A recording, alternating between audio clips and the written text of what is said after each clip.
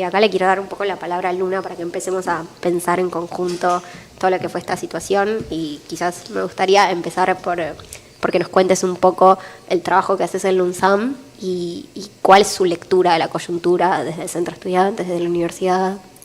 Bueno, básicamente yo empecé a militar en Construir UNSAM el año pasado. Un poquito antes yo me acerqué al centro de estudiantes de la Escuela IDAES, que algo particular de la UNSAM es que no les decimos facultades, les decimos escuelas. Y también creo que tiene que ver con el número de matrícula, de que para ser facultad tiene que superar tal cantidad de estudiantes, lo que sea. Pero ahí tenemos escuelas. Yo estudio en la Escuela IDAES, que es la Escuela Interdisciplinaria de Altos Estudios Sociales, y que es básicamente la Facultad de Sociales, si lo querés poner en otros términos. Yo me empecé acercando al centro, porque estaba buscando organizarme para viajar con mis compañeros a un encuentro de estudiantes de antropología que se iba a hacer en algún punto del país, todavía no se sabía qué, ni cuándo, dónde. Pero el centro me empezó a acompañar era yo una estudiante independiente, autónoma, lo que quieras decirle, pero el centro me empezó a apoyar en esta idea y me empezaron a dar un lugar, una voz, y eso fue lo que me convocó en un principio, y después me di cuenta de que ese centro de estudiantes formaba parte de un proyecto mucho más amplio, que era Construir UNSAM, y que, como su nombre lo dice, es un proyecto político estudiantil que busca transformar la Universidad Nacional de San Martín, construirla, fomentar a su desarrollo y, por sobre todo, fomentar a la inclusión del estudiantado, a todas aquellas compañeros, compañeres que en algún punto han encontrado alguna dificultad en sus trayectorias universitarias y que necesitan algún espacio de contención, un lugar que les dé algún tipo de ayuda, un espacio también para adquirir una voz como la mía y poder concretar proyectos al interior del espacio universitario. Para eso estamos, y eso fue lo que me terminó de meter adentro de ese maravilloso espacio. Desde Construir UNSAM somos la primera fuerza a nivel universidad. Nosotros tenemos el Consejo Superior, que tiene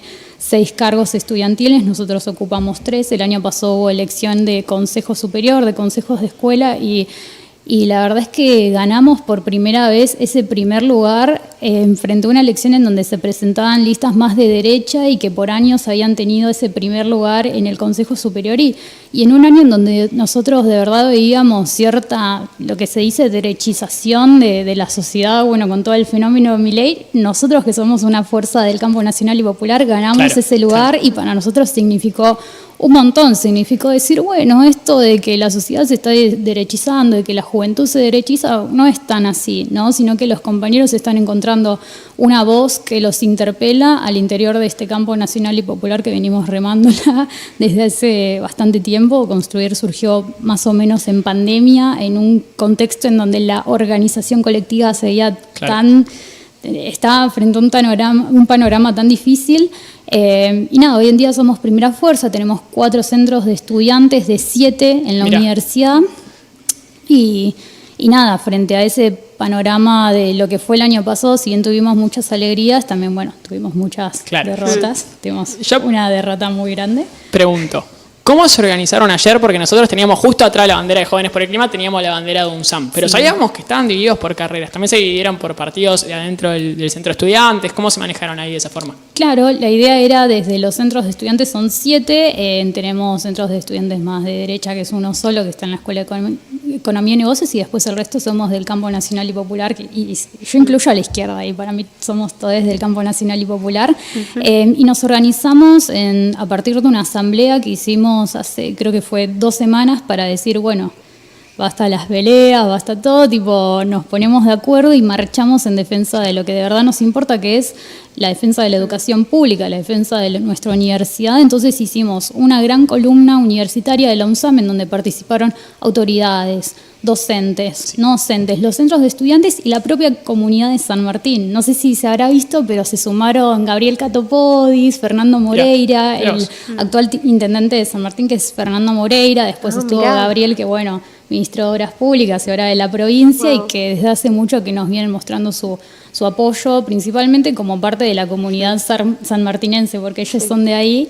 Entonces, marchamos en esa gran columna universitaria, al punto de que nosotros venimos desde una universidad que está al lado de una estación de tren, que es la línea Mitre, y tenemos ahí a la estación Miguelete, y cuando llegábamos, era una columna impresionante de estudiantes, de gente, Qué tuvimos lindo. que dividirnos porque no entramos en el mismo vagón. O sea, en algún punto la columna se cortó, entonces llegamos en varias tandas así de vagones repletos y en algún punto la columna se desorganizó, que era lo que no queríamos, pero bueno, es una marcha y al final estábamos todos ahí por lo mismo. Sí, sí, sí, la cantidad de autoconvocados que había era fascinante Era y impresionante. te movilizaba, porque creo que también como esta demanda en particular generaba eso, que había de repente gente mayor o padres sueltos. Nosotros en la cobertura que hicimos con Vicky, entrevistamos a un padre que estaba solo y decía, no, yo vengo porque quiero que mis hijas tengan acceso a esto, a la educación pública, y ellas son chiquitas y no pueden marchar, pero yo estoy acá por eso, y estoy solo, y nada, que toque esa fibra, ¿no?, de la sociedad, y porque como que yo creo que la universidad genera como un sentido común en torno a lo que es como esta responsabilidad cívica, como que es algo que se construye al pasar por la universidad, y que esa misma responsabilidad cívica es la que después te dice que es algo que hay que preservar, porque es un espacio en el que la gente se encuentra. Pensá en qué otros espacios te encontrás con gente que no conoces y no te deje gastar plata. Es un re problema a nivel urbanización, como esto, que si no son plazas, ¿cuántos otros espacios públicos vos tenés que te encontrás con gente que es distinta a vos, que te aporta otros saberes?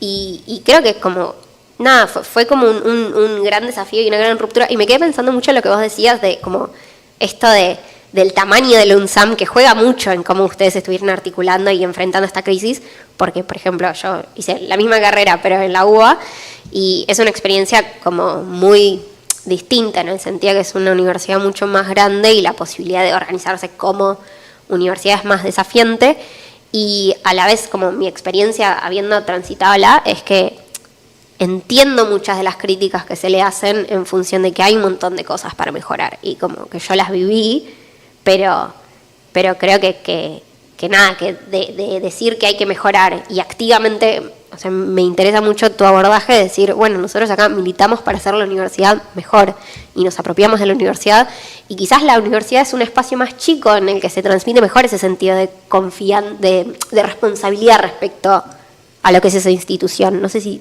algo de eso si sentís eso, o quizás es más de la gente que milita.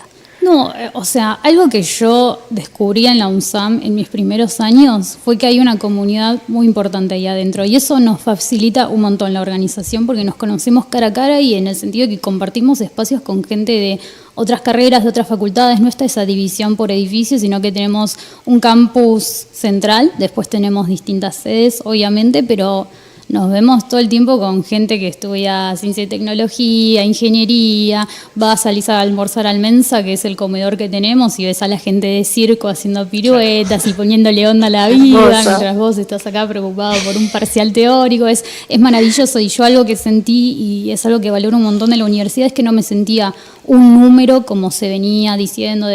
Yo fui a una escuela, un colegio privado, y a mí me decían, bueno, pero cuando salgas de acá vas a entrar a la universidad y te vas a dar cuenta de que no es todo tan fácil para vos, chica promedio, porque tenía buenas notas, sino que vas a hacer un número, vas a tener problemas para inscribirte. ¿Se mantuvo el promedio, perdón? ¿O sí, no? Se mantuvo. Se mantuvo, Si ok. bien ahí, Sí, está muy bien. No es poco. Con mucho esfuerzo y noches sin dormir se mantuvo. Vas a hacer un número, no te van a dar ni 5 de... ya te quiero ver allá rindiendo un examen. Claro. Y yo me acuerdo patente de haber tenido una tutoría, ¿no? O sea, la escuela brindaba tutorías en su momento, en donde teníamos, era como aprender a estudios básicos de la universidad, aprender a leer un texto, identificar las cosas importantes. Entonces íbamos con una tutora, que era un espacio abierto a todo el mundo, entonces veíamos temas de una materia, y yo me acuerdo patente de estar ahí. Una vez terminada la clase, la profe se había tomado el tiempo para leer mi trabajo, para hacerme una devolución ahí en persona, en una mesa redonda con otros estudiantes, y de largarme a llorar así como así, de decir, al final yo no soy un número, al final acá importo, este es un lugar que me gusta, que me contiene, que me muestra que educar a una chica de primera generación, que no es blanca, que bueno, es mujer y que tuvo capaz alguna que otra dificultad para sentirse integrada en algún punto, es eso a mí significó un montón para mí. Yo me emociono porque Claro. todo el tiempo que hablo de esto me emociono. La vez pasada también tuvimos un acto y se me quebró la voz, pero porque a mí estudiar me transformó la vida, me abrió un montón de puertas que para mis padres, para mis abuelos no estuvieron abiertas por un montón de circunstancias y me pasó lo mismo que lo decía el compañero, ¿no? Yo estaba con una perspectiva de terminar la carrera, de aplicar una beca doctoral y el año pasado cuando se anunció el recorte, o no me acuerdo si fue pero asumió este nuevo gobierno y a los pocos meses se anunció el recorte de las becas CONICET y yo dije, ¿qué voy a hacer de mi futuro? O sea, todo eso que tenía planeado hacer, de un momento a otro, ya no estaba la posibilidad. Y de verdad pensé en estudiar en el exterior, porque tengo compañeras que lo hicieron, y está la chance, si tenés un buen promedio, si te esforzabas, qué sé yo. Pero yo estoy tan comprometida con mi militancia que me di cuenta que era acá, en donde me tenía que quedar, era acá donde tenía que construir, y bueno, por eso sigo militando en construir un SAM. Por eso ahora estoy estudiando un posgrado, todavía no me recibí, pero ya me metí de cabeza a estudiar un posgrado, porque estudiar a mí es lo que me gusta, es lo que más me gusta hacer. ¿Un posgrado en qué cosa? En una maestría en sociología económica. Mirá vos. Espectacular. O sea, yo vengo de la antropología y bueno. Y yo quiero preguntar algo. ¿Cómo elegiste en un primer momento elegir en la universidad pública, en la UNSAM? Me interesa esa parte. En primer lugar, yo no podía financiar una universidad privada. Tengo una hermana y ella también quería estudiar algo en la universidad, entonces era imposible bancar 2 matrículas universitarias. Y después yo conocí a la UNSAM en una visita guiada que hacía el colegio. El colegio nos llevaba a distintas universidades, nos llevaba a la UADE, a la UNSAM, ¿cómo es? La Kennedy, que está también cerca de mi zona. Y cuando llegué a la UNSAM, les juro que ese campus es tan hermoso, la universidad es tan linda que me enamoré y dije, no importa la carrera, yo me meto en lo que sea. Y por suerte tenía antropología, que es una carrera, la compañera sabrá, es una carrera que es bastante particular, la gente no sabe. Mi papá por un montón de tiempo pensó, estás estudiando dinosaurios, como que paleontología. O cosas de los huesos, ¿viste? Nada que ver. Te tiran, pero la gente más piola es la que pregunta. Claro. Y se trata de informar, pero nada, tenían justamente esta carrera y dije, chao, ya está. Y me metí de cabeza, no hubo vuelta atrás. Hermoso. No, me quedé pensando en lo que decías del financiamiento de la ciencia y como nosotros desde Jóvenes por el Clima tenemos como una postura muy particular, porque sobre todo con el de financiamiento de la universidad es como que se está queriendo vaciar o debilitar mucho esa usina de profesionales que son los que después van a trabajar para la construcción de las políticas públicas que tengan que ver con la transición, con la adaptación a los impactos de la crisis climática. Entonces hay un montón de desafíos a nivel nacional que tienen que ver con transformar nuestra matriz energética, de generar políticas que paleen con los impactos de la crisis y que eso como nos da mucho miedo a nivel de... Nosotros vemos el Estado como el órgano que es capaz de intervenir ante estas problemáticas que son sistémicas, que no es que yo dejo de consumir carne y se transforma la realidad. O sea, no digo que no pueda tener un impacto, pero no es a la escala que necesitamos. Y la verdad es que da terror sentir que estamos perdiendo una herramienta muy grande. Y sí, y también, bueno, como de vuelta lo que decía, yo estos días estuve pensando mucho, como bueno, ¿qué críticas que se le hace a la universidad o al CONICET tenemos que repensar? Porque para defender estas instituciones también tenemos que darles más fuerza y más efectividad. Y recuerdo que con un compañero charlamos mucho sobre como el desafío de generar ciencia que tenga como más aplicación y que sea parte de los proyectos de investigación que se aprueben en el CONICET, como que tengan una dimensión de transferencia o de saberes o de divulgación, como sobre todo en nuestras disciplinas, que quizás a veces son reflexiones muy, muy abstractas y que no es que no tengan valor, pero estamos en un momento en el que necesitamos respuestas más concretas y creo que se tiene que repensar la forma de hacer ciencia para que tenga una aplicación más directa. Creo que también hay un desafío en lo que tiene que ver con transformar la forma del CONICET, por ejemplo, de puntuar los proyectos que se aprueban o no, para tratar de valorizar proyectos que generen.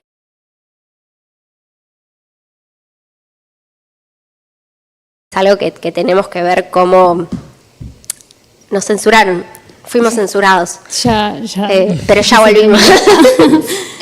No, bueno, me quedo pensando porque la verdad es que es algo que me moviliza y, por ejemplo, yo hoy por hoy estoy dedicando mucho más a proyectos de incidencia y proyectos de divulgación, sacrificando puntaje académico y sabiendo que es menos probable que el CONICET a mí me dé una beca doctoral. Total. Yo hago eso porque a mí me interesa ese tipo de involucramiento, pero es como que creo que hay un montón de cosas para repensar y transformar, pero bueno, desde esta perspectiva de que todo se cuide y se mejora, no se tira a la mierda.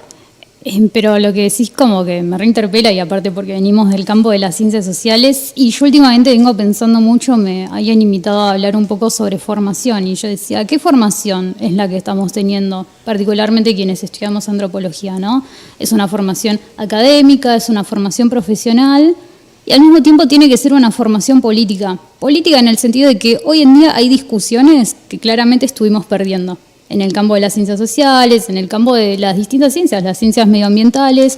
¿Por qué? Porque no estamos llegando al público que está por afuera de la academia, ¿no? En algún punto. Y esto es algo que todo el tiempo estamos diciendo desde IDAES de hay que divulgar y por eso tenemos Anfibia, hay que divulgar y por eso hacemos podcast y estamos tratando de buscar un montón de formatos para llegar al resto de la sociedad. Pero también tiene que ver con defender una posición estratégica de las distintas ciencias en un proyecto futuro de país. Exacto. ¿No? Sí. Un proyecto futuro de país en donde tiene que haber una incidencia de las ciencias sociales, de la antropología, de la sociología, de todas las ciencias, de las ciencias ambientales también, porque bueno, hoy en día lo que notamos es que hay una jerarquización de disciplinas y eso es lo que está atrás también de la mercantilización de las universidades, ¿no?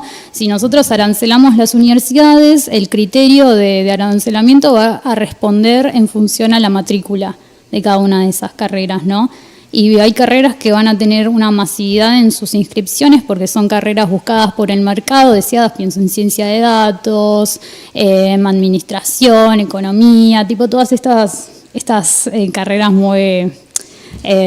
¿cómo lo diría? Las que convocan mucho porque, bueno, ofrecen una salida laboral. Las que convocan cercana. mucho, me gustó la categoría. Sí, bueno, es para no decir nada raro, pero vamos a notar que va a haber una jerarquía y que las ciencias que menos convocan, capaz como la antropología, porque nadie sabe lo que es, porque no se la divulgó bien, porque no está en estos proyectos que estamos discutiendo futuros de país, aunque sí lo está, o sea, mis docentes me dirían, no, sí estamos, pero bueno, la cosa es que no estamos diciendo que estamos, o no lo estamos diciendo lo suficientemente fuerte, ¿no? Esas carreras que van a tener menor matrícula, en algún momento, dentro de la lógica del mercado, lo que no funciona, lo que no tiene demanda, chao, se elimina. Sí. Perdón. Entonces... Sí. Termina. No, nada, por eso estamos discutiendo también el arancelamiento. Lo que no convoca, bueno, yo digo convoca, ¿no? Pero lo que no tiene demanda se elimina. Las escuelas rurales, las universidades capaz del conurbano que tienen una matrícula menor a universidades como la UBA que está en una posición más céntrica, lo que no convoca se recorta y se elimina en algún punto. Eso es lo que estamos discutiendo. Inclusive si todos pagáramos una matrícula, eso no sería suficiente para financiar todo el desarrollo que viene haciendo una universidad en ciencia, tecnología e innovación. Inclusive en las universidades estadounidenses, el porcentaje del arancel de estudiantes en cualquiera de estas universidades de la Ivy League, que son la de primera categoría, el arancel que pagan no es ni el 10% de lo que efectivamente invierten esas universidades en este desarrollo científico y tecnológico, porque implica una mayor inversión. A mí me interesa un punto principal. A mí me gustaría que charlemos específicamente sobre lo que pasó ayer. Por ejemplo, Pacho en un momento tocó que hubo muchísimas personas autoconvocadas. Vos contaste que en la UNSAM se armó tremenda cantidad de personas dentro del tren que venían a marchar acá a la Ciudad de Buenos Aires. Y contarle a la gente un poco lo que pasó también. Ayer hubo una movilización histórica en Argentina en la que cientos de miles de personas en todo el país se movilizaron en defensa de la universidad pública.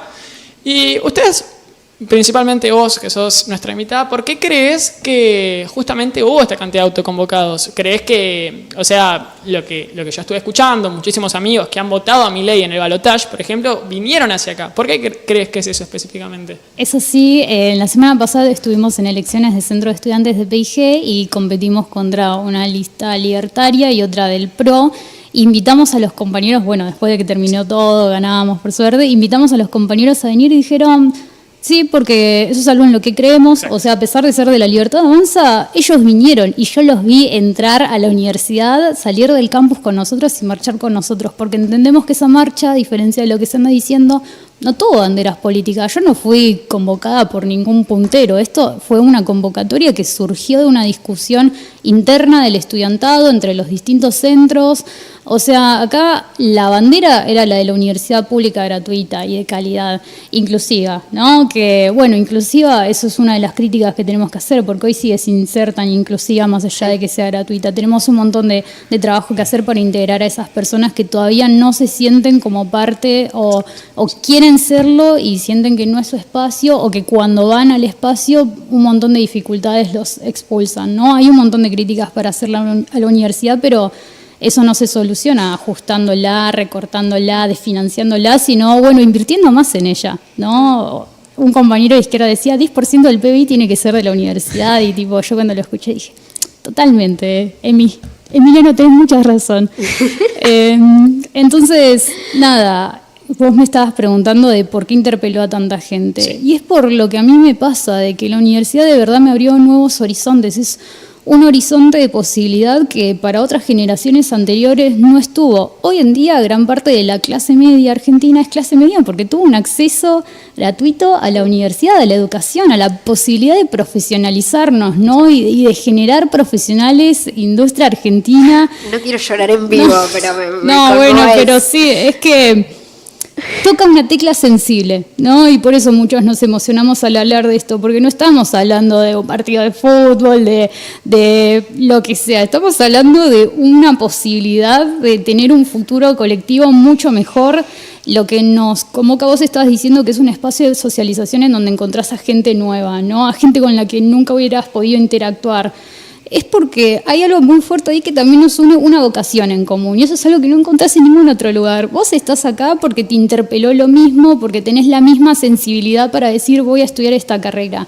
Y ninguna carrera quiere o es creada con intención de generar un mal, sino de que todas las carreras siempre apuntan a contribuir a un bienestar social. Y yo estudié antropología también por eso, dicen la antropología es inútil. Bueno, hoy en día todo esto, lo que estoy diciendo acá es porque tengo una sensibilidad antropológica que me fue inculcada en la universidad pública. Entonces, nada, por eso defendemos tanto a la universidad, por eso yo siento que ayer esa marcha fue masiva, digan lo que quieran.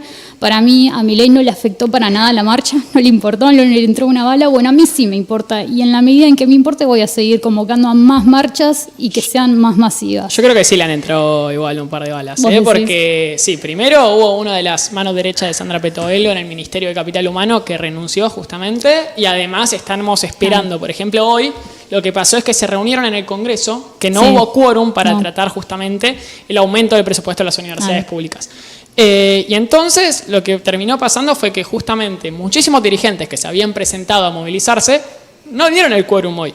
Estamos esperando ahora que cerca del 8 de mayo seguramente haya habido una decisión política para no darle justamente ese poder a la oposición, que sería el kirchnerismo, Claro. y los partidos justamente Unión por la Patria, una decisión política del radicalismo, por ejemplo, de no darle esa victoria allá Obvio. dentro del Congreso. Así que seguramente se trate esto el 8 de mayo. Acá la producción nos pone la foto. Acá con la producción tenemos... Es fuertísima. Sí. Exacto. Fueron 124 diputados los que se presentaron, y bueno, creo que fueron 133 ausencias, y la verdad es que demostró eso, de que en algún punto si el proyecto no es de ellos, no es de nadie, y que también de que no les importa en algún punto de decir, esto fue una marcha política, ¿no? Dicen, Exacto. esto fue una marcha convocada por la oposición, ¿no? Yo vi a compañeros tuyos de la Libertad Avanza marchando con nosotros. Obvio. Si no, no hubiesen estado y no hubiese interpelado a tanta gente Y algo como lo hizo. que creo que es que justamente con esto de que hablamos de que no hubo banderas políticas. Yo, por ejemplo, voy a una universidad privada que es la ITELA, la Universidad Torcuato de Itela, y tenía muchísimos amigos como que en un principio les daba vergüenza el decir, bueno, vamos a movilizarnos, vamos a marchar, porque decir, bueno, somos de privada, no nos interpela tanto, y es al revés. O sea, estamos en un contexto en el que muchísimos de los que estudian en mi facultad pueden pagar la facultad porque los padres han estudiado en universidades públicas, también nuestros profesores la mayoría de nuestros profesores han estudiado justamente en la UBA, han hecho doctorados en la UBA, y entonces la calidad y excelencia académica de mi facultad no podría sucederse tampoco sin justamente la universidad pública. Estamos hablando, para mí un argumento que se usa mucho siempre, que es por ejemplo, el argumento de la empatía, del decir, bueno, no todos podemos acceder a las mismas oportunidades, que es cierto y es totalmente válido, pero para mí no pasa solamente por ahí, porque el hecho también de que podría haber un beneficio individual en la existencia de la UBA, justamente con lo que estamos hablando, del desarrollo de la ciencia y la tecnología, estando hablando también de un país en el cual hay empresas públicas como Nucleoeléctrica y el CONICET, en los cuales Nucleoeléctrica y Dioxitec justamente se dedican específicamente a todo lo que es energía nuclear. Se está construyendo un reactor CAREM en ciencia y tecnología, que el reactor CAREM es un reactor modular, justamente, que iba a ser un hito, se construye el de 2014 y va a estar terminado cerca del 2028 y vamos a ser uno de los primeros países en terminar ese reactor y se financió absolutamente esa construcción. Después el logros del CONICET, el HB4, por ejemplo, a pesar de sus muchísimas contradicciones ambientales o muchísimo debate ambiental que puede girar en torno a este trío que es resistente a las sequías, es un logro, por ejemplo, de una persona que estaba trabajando en el CONICET. Y bueno, me parece que depende justamente de esa mirada a futuro, de ese país ideal que estamos planteando y de cómo los investigadores en Argentina, o sea, no existe un país a futuro, ese imperio argentino que me gusta llamarle, esa nación argentina desarrollada a futuro, que a nosotros Imperio nos no, por favor. Imperio no, por favor. Bueno, imperio no, esa nación grande. Quitémosle el sentido colonialista. Exacto. Esa nación grande, desarrollada argentina que estamos esperando, es imposible sin la ciencia y la tecnología. Y al igual que hicieron nuestros profesores, por ejemplo, los profesores de mi facultad, que juntos firmaron justamente en apoyo a la educación pública, me parece que los estudiantes deberíamos estar en consonancia, los estudiantes de la ITERA deberíamos estar en consonancia con esos profesores, y siempre muchísimos de la educación privada justamente defenderemos lo que es la educación pública, porque también entendemos que no es simplemente una cuestión de empatía, sino una cuestión de beneficio hasta personal hacia futuro. Pero principalmente quería agregar eso, que me parece que es interesante también hablando de por qué hubo tanta divergencia en la marcha, tanta gente de distintos palos. Yo también quería agregar algo y como retomando lo que vos decías, Santi, y lo que vos decías, Luna, sobre como que está en disputa un modelo de país, como qué país queremos. Y a mí me mata cuando la gente dice, no, porque en la marcha hay como un sentido oculto, qué sé yo. No hay ningún sentido oculto, está sobre la mesa, chicos, tipo, entendemos lo que se juega y entendemos que defendemos la universidad pública, pero no solo la universidad pública, todo lo que significa, todo lo que implica la oportunidad de movilidad social que habilita, porque todas estas experiencias que vos contabas, Luna, de tu trayectoria, o sea, es tu experiencia, pero a la vez es como una posibilidad social de acceder a una educación, de insertarse laboralmente y como profesional y accediendo a otros sueldos y pudiendo desarrollarte de otra forma. Y entonces es generar esa oportunidad no solo para vos, sino para un montón de gente. Con Santi estamos trabajando en un proyecto en un barrio popular y charlábamos con un compañero del barrio que nos decía, tengo 36 años, estoy terminando la secundaria y quiero estudiar Derecho. ¿Y por qué no podría? ¿Y por qué no podría? Claro. ¿Y por qué no? ¿Y no sería genial que ese barrio popular de repente tenga a una persona formada en Derecho todo lo que pueda? Porque también da mucho para hablar sobre, no sé, la extensión de las carreras en el caso de la UBA, que eso genera dificultades en acceder a los títulos. Y de vuelta, críticas hay, porque son instituciones que tienen su herencia y sus vicios, entonces podemos pensar muchas cosas a mejorar, pero no podemos destrozar un recurso, o sea, este aparato para la movilidad social ascendente, porque sistemas para la movilidad social descendente hoy por hoy sobran con lo que es la crisis del país, el 200 y pico % de inflación del año pasado, entonces realmente entra mucho más en juego que esta idea más idílica y despolitizada de educación, que quizás a sectores más de derecha lo ven como un valor de la educación y fin, pero es muchísimo más lo que está detrás. A ver, lo que yo siento es que la universidad pública es una conquista que salió desde los sectores populares, ¿no? O sea, la educación pública existe porque había una política de Estado, hay un Estado que tendría que estar presente, que en su momento lo estuvo, cuando justamente se crearon las universidades. Y que hoy en día, bueno, nada, justamente lo que estamos viendo es un desfinanciamiento del sector público que nos pega de lleno a las universidades públicas. Y vos hablabas sobre, bueno, cómo impacta la educación en el resto de la sociedad y si querés pensarlo en términos individualistas, es porque hay una transferencia constante de conocimiento de las universidades al resto de la población y a los territorios. Hoy en día tenemos la primera vacuna argentina contra el COVID-19. O sea, es industria nacional, es industria de calidad, fue creada en la UNSAM, es la vacuna Cecilia Grierson, que fue desarrollada por científicos y científicas, principalmente científicas en la UNSAM, y es un orgullo no solo territorial, sino a nivel nacional. Los primeros barbijos contra el COVID que generaban un efecto de inmunización contra el propio virus en el barbijo. Eso también fue desarrollado por industria nacional, industria universitaria, ¿no? O sea, la transferencia de conocimiento que la universidad hace tanto al sector público como al sector privado es innegable. Eso, quien te lo quiera discutir, vos podés traer un montón de casos para corroborarlo. Y en los territorios, la UNSAM, o las universidades, mejor dicho, yo hablo de la UNSAM porque voy a construir UNSAM.